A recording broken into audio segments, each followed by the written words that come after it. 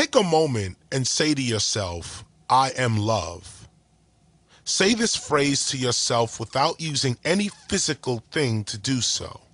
Do not use your mouth. Don't say this phrase out loud. Say it to yourself quietly, in yourself.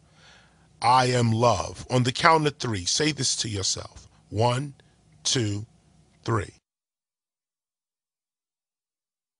Now ask yourself, what was the voice that just said, I am love?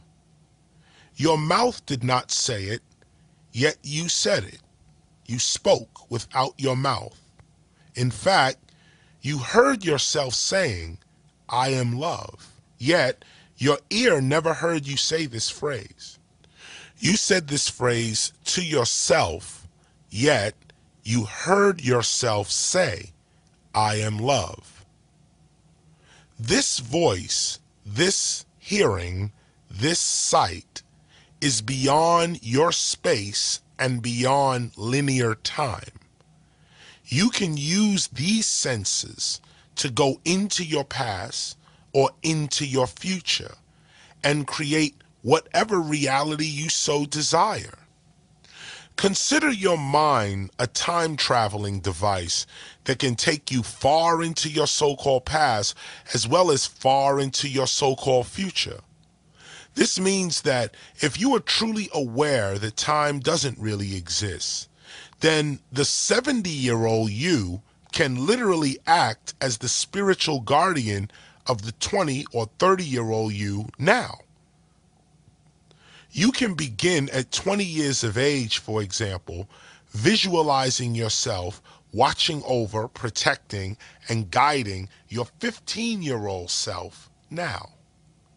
This would mean that when you were physically 15 years of age, the mind of the 20-year-old you actually did look out for the 15-year-old you. This would explain a lot of the miraculous things that may have happened to you during your teenage years.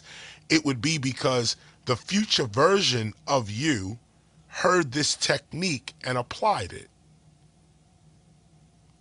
Try to understand this and rewind this CD series if you need to go over these lessons more intently.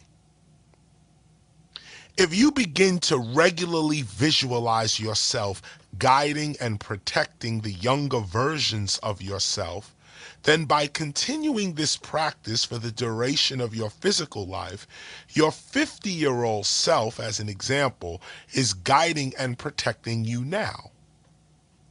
Just as you are appearing to your 15-year-old self as its guardian angel now, so it is that your 50-year-old self is appearing to you now as your guardian angel if you continue this practice into your future. This means that the decisions that you make in your future are also affecting your life now, just as the decisions that you have made in the past are also affecting your life now. The memories of your future self are the imaginations of your present self. And the memories of your present self are the imaginations of your past self. Whatever you desire in the future is also affecting you now. You can see who you are in the future by your desires today. This is why it is of extreme importance that you lead a virtuous life, a life based on principles. Every thought and desire that you act upon in some way affects your total well-being in your past, present, and future. Give yourself the habit of watching over the younger versions of yourself with the wisdom and understanding that you have acquired today. If you continue this practice of praying and or meditating back onto yourself for the duration of your life, then indeed the future you is correcting, guiding, and protecting you right now with what you have yet to learn. The 16-year-old you, now aware of this gospel, must also listen out for the warnings and inspiration of the 60-year-old you. It's all you. Be a friend to yourself. Be a friend to your 70-year-old self by eating, thinking, and exercising daily.